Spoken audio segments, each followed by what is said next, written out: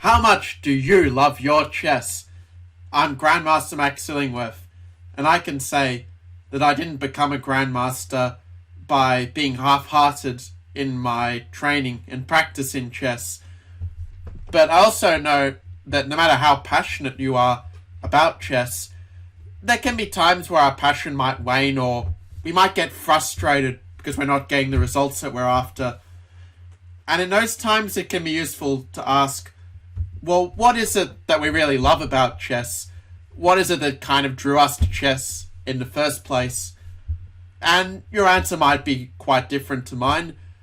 But for me, seeing a really beautiful game, an absolute brilliancy like the one we see here, is just reminds me of what I love about chess. That we sort of love it for its own sake, rather than just to try and get some results or just get something out of it.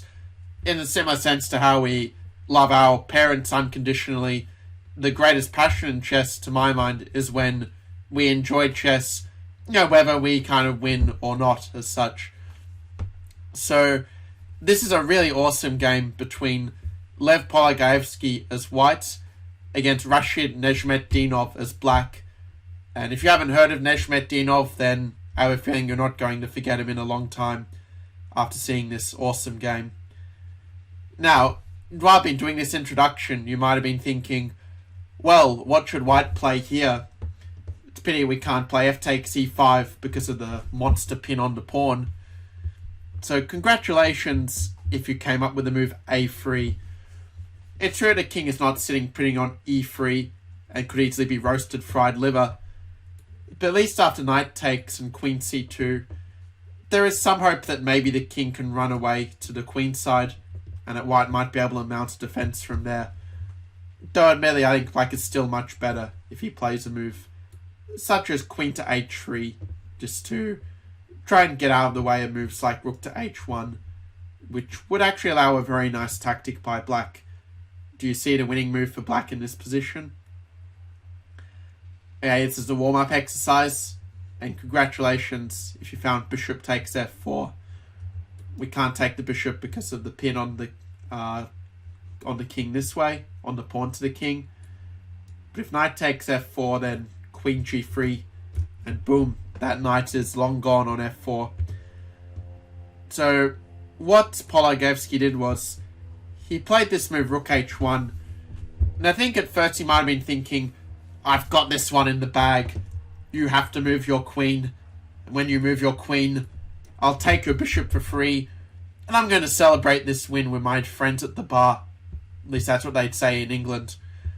But no, Nezhmetdinov came up with an amazing idea, ignoring all of white's threats and saying, well, I'm the one with the big threats, and it's white's king that's going to be on the grill for tonight's barbecue.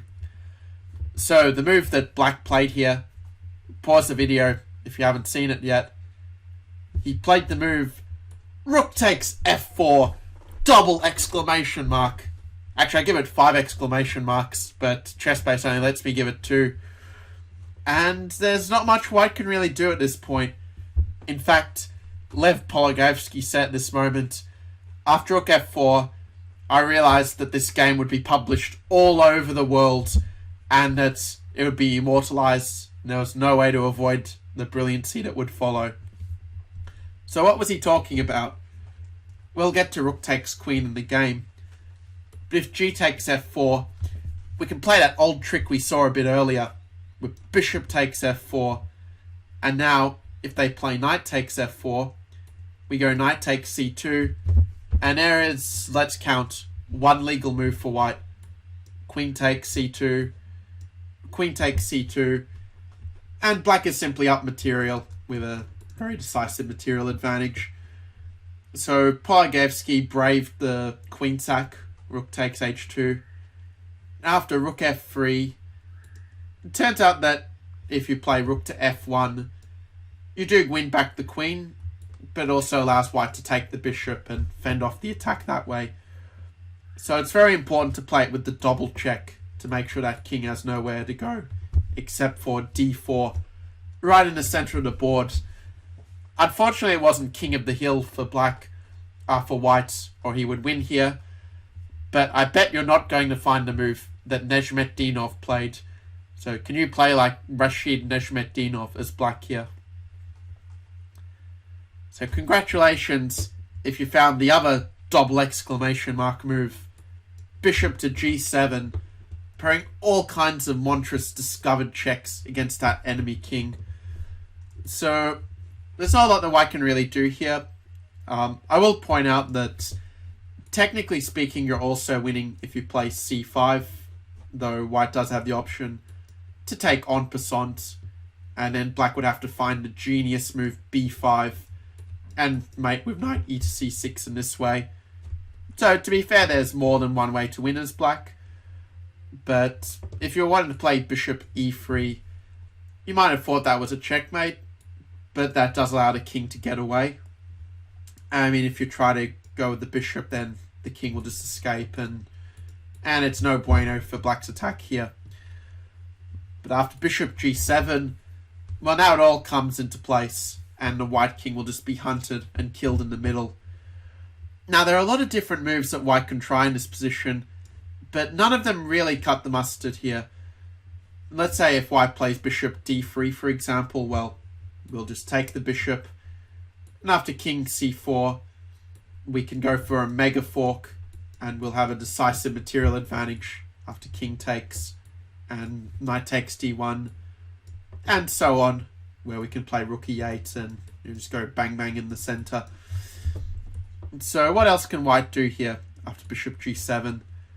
Well, nothing good, but let's say he tries another defensive attempt. Let's say he tries rook to f2 and tries to run away with the king if black plays rook takes f2. Well, rook f2 would still be technically winning for black, but you can even show off here with the move c5. And the point of c5 is that after en passant, we go boom, knight to e to d3. If white plays king c4, then we'll get a king hunt a bit similar to what we see in the game. Where black can go b5, luring that king even deeper into the white territory. Then rook b8, keep that attack coming. And obviously white can't play king c4 because of knight takes b2 checkmate. If they go king a4, then you just win the house with the mega knight fork here. And what if they play king to a5? Do you see how black wins in this case? Congratulations. We can play knight takes c6, king a6. We have a various choice of checkmates. If they try to run the other way, well, it's a short-lived joy. Rook b4, king a3, and boom, bishop takes b2, checkmate, and that's the game. So, obviously, Polugaevsky didn't want to lose like this, and he decided not to put his pieces on pre. Instead, he played the move a4, trying to avoid that b5 idea that we saw before. The problem with a4 is that it allows a forced checkmate. Now, if you're a really high-rated player watching this, I want you to try and calculate this checkmate all the way to the end. It's made in 8. Well, you can't say that. We don't work too hard at Illingworth chess videos.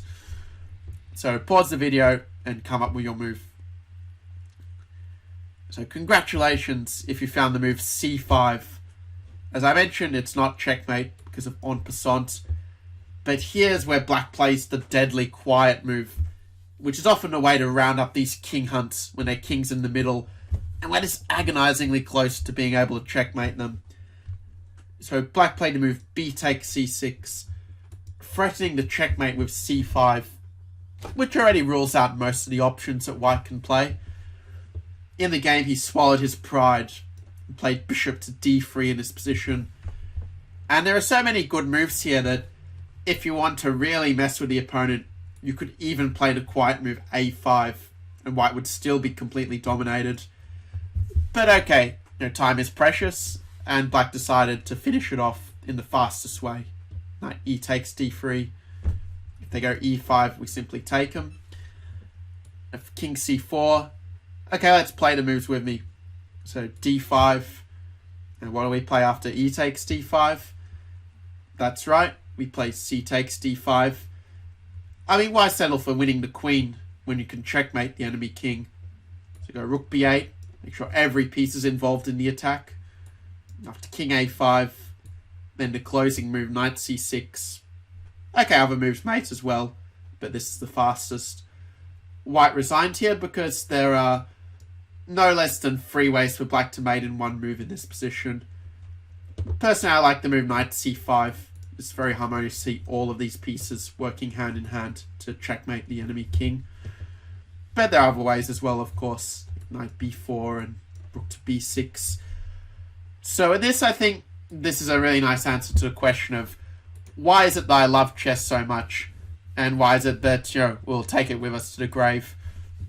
And I think a big part of it is the opportunity to be able to play like an absolute genius, the way that Nezhmetdinov did, where this is something you can't really easily find anywhere else other than chess. You know, just the sheer beauty of sacking the queen, playing the deadly quiet move, chasing their king all over the board, kicking their pieces around like soccer balls. And with that, my chess software is so excited that it took 2 minutes for it to actually get back to this position. So, thanks for watching this video. What are you most excited about with your chess right now? Let me know in the comments below. Please subscribe if you're enjoying this content. I hope you're as excited about your chess, about improving as I am. And I will see you in the next video. Take care.